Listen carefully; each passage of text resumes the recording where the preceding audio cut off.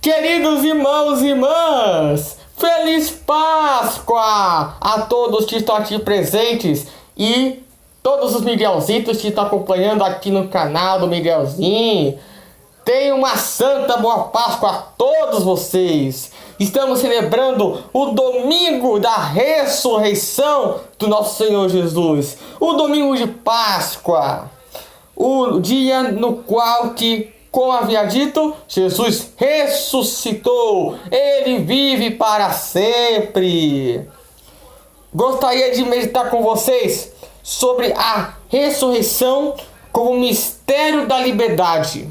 E para isso, preciso falar sobre o estado do homem anterior à ressurreição de Cristo.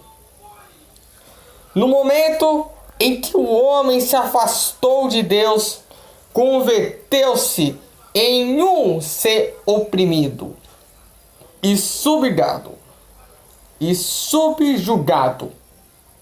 Caído de Deus, se torna caído de si mesmo. Dito de outro modo, o homem sem Deus é um miserável ou do quê? Escravo do pecado, do demônio e da morte. Quem comete o pecado é escravo do pecado, diz João. Foste servos do pecado, diz São Paulo. E também pusestes-vos os membros ao serviço da impureza, quando eras escravo do pecado, como diz Romanos.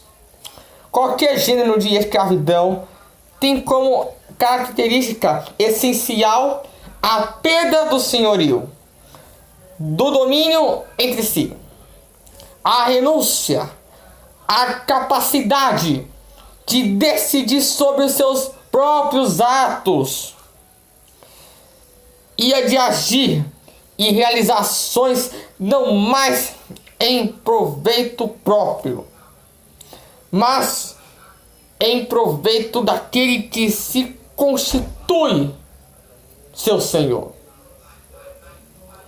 A escravidão que o pecado impõe sobre o pecador vencido é uma escravidão verdadeira, não aparente, não metafórica, nem retórica. Quando Jesus fala daqueles que se fazem escravos do pecado, não usa uma metáfora para dar força às suas palavras, mas está dizendo uma grande verdade. Uma verdade que nós nem sempre colocamos diante de nossos olhos. Todo pecado inclui uma claudicação, uma derrota, uma rendição, um fracasso. Por isso, todo pecado requer um vencedor, um triunfador, um novo Senhor e um novo amo. Seja quando o pecado triunfa através das paixões que agitam turbulentamente o nosso coração, seja quando se faz como segunda natureza em nossa vontade pelos vícios largamente consentidos. O pecado se faz Senhor porque impõe seus critérios, seu modo de pensar, seu modo de julgar, porque tem a última palavra em nossas decisões, porque nos faz aboliços, sem vontade, sem gosto, diante do bem, diante da verdade, diante da beleza espiritual, porque nos deixa sempre ao meio caminho, derrotados e cansados, ainda antes de ler começado a via da santidade. O pecado é tirano, porque sua presença nos degrada. Pode-se dizer, sem mentir, nem exagerar que o homem que peca é menos homem, que a mulher que peca é menos mulher. O pecado envelhece e decompõe a pessoa, porque não há pecado que não vá contra a razão, contra a verdade, contra o bem do homem. Não há pecado no qual não estejamos servindo a interesses que não são os nossos.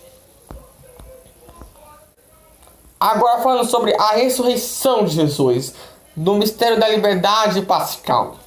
As mulheres, ao chegar ao sepulcro, não encontraram a Cristo, mas somente uns anjos que lhes disseram: não está aqui, ressuscitou conforme havia dito. A ressurreição de nosso Senhor Jesus Cristo é a vitória esmagadora, deslumbrante, fulgurante sobre Satanás, sobre o pecado, sobre a morte definitiva. Por isso, nesta manhã de Páscoa, a igreja canta: ó morte, eu serei tua morte. Palavras proféticas do Antigo Testamento que se aplicam de modo pleno a nosso Senhor. Ó morte, onde estás, ó morte? Quem és tu, ó morte?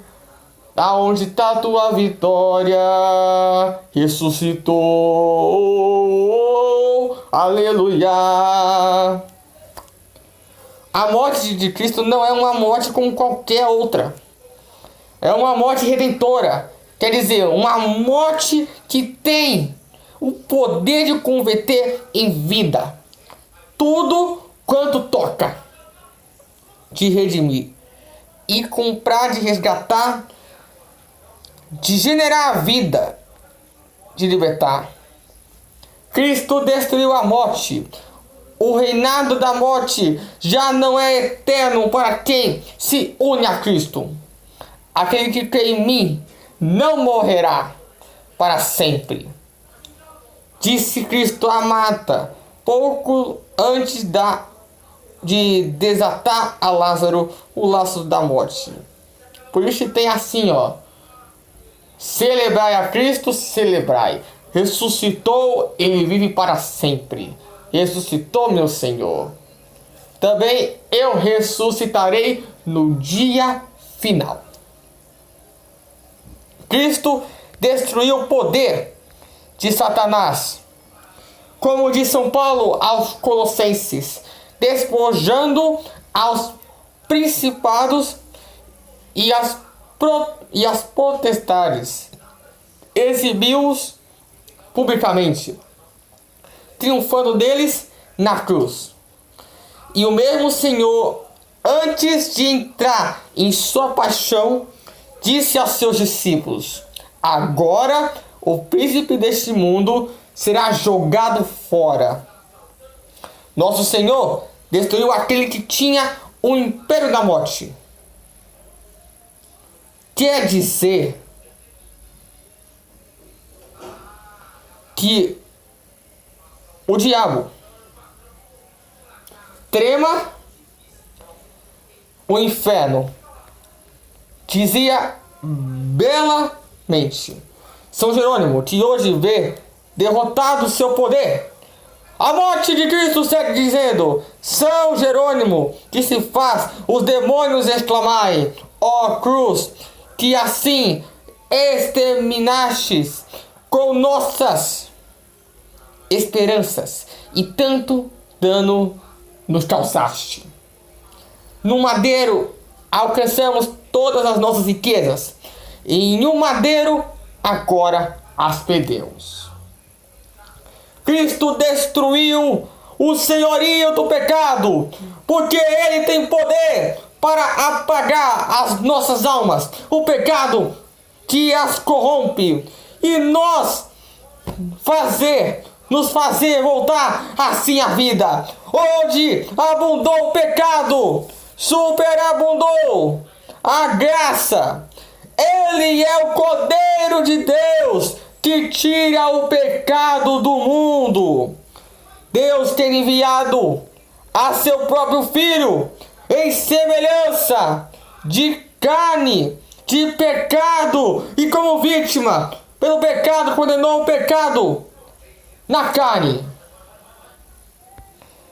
Desse modo, só Jesus Cristo pode nos fazer livres, como ele mesmo disse aos judeus: se o Filho vos der liberdade, sereis verdadeiramente livres.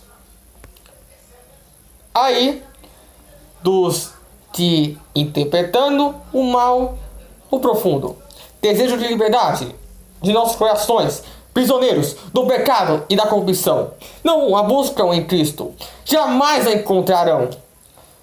Procuraram e procuram em vão. Não há liberdade fora de Cristo. Não há liberdade fora da graça. A liberdade é um dom divino. O que significa isso? Que só Deus pode dá-la e que se pede absolutamente quando há os anos contra Deus ou a margem da lei divina. Todos os que prometeram a liberdade que não está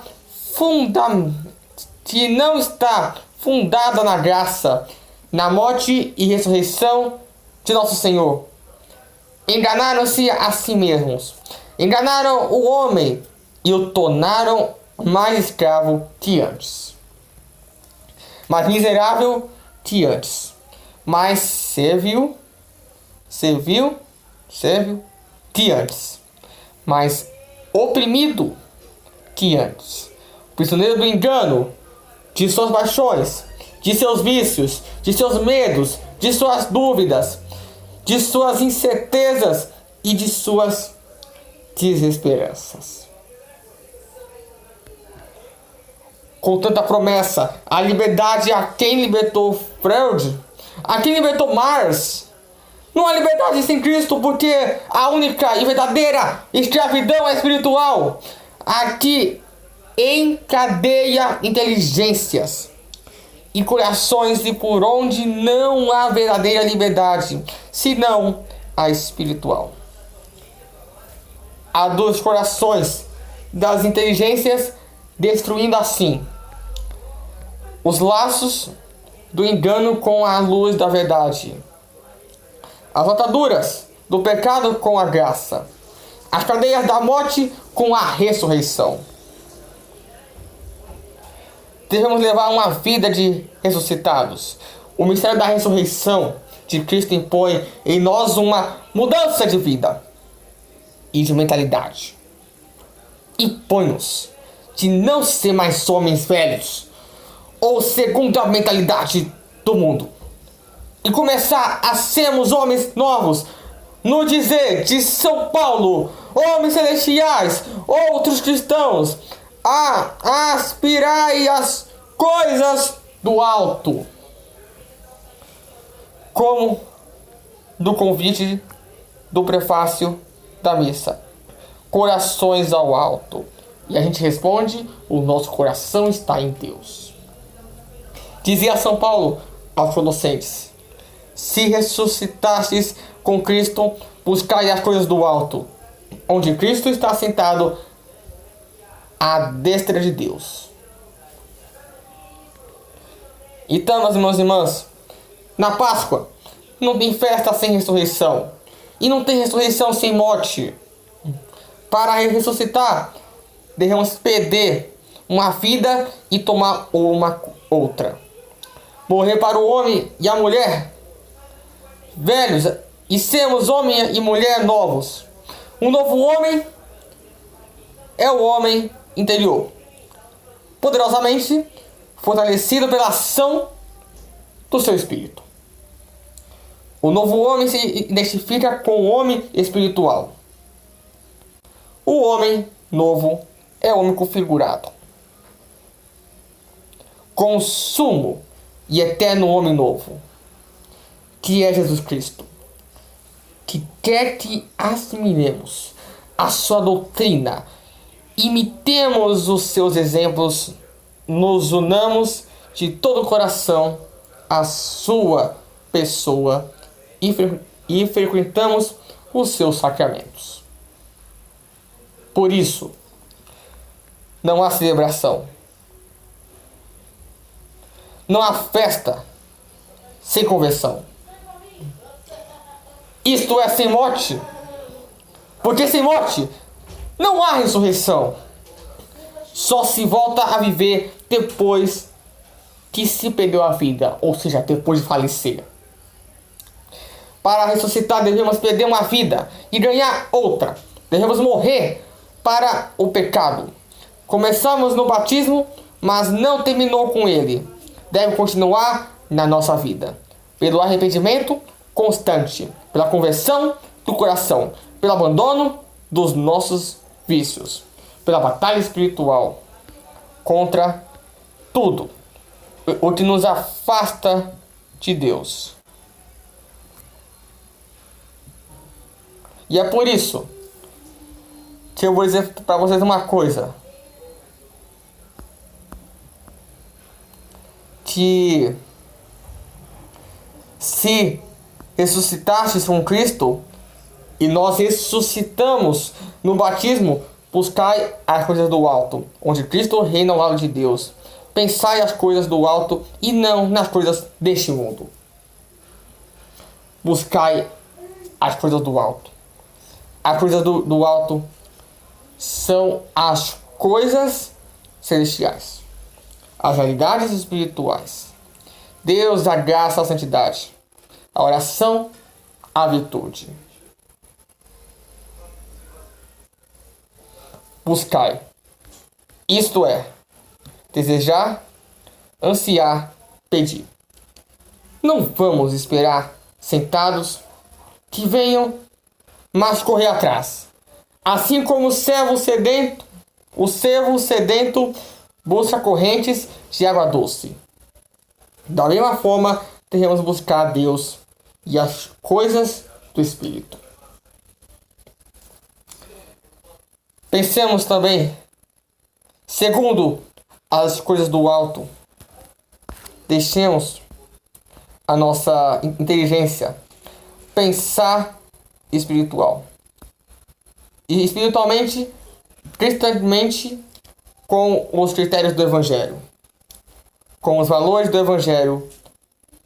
Porque pensar as coisas terrenas pode significar também pensar segundo os critérios mundanos. Segundo os critérios mundanos, segundo os valores do mundo, que não compreende, nem pode compreender o sentido do sofrimento, da dor, da morte, da modificação. Não compreende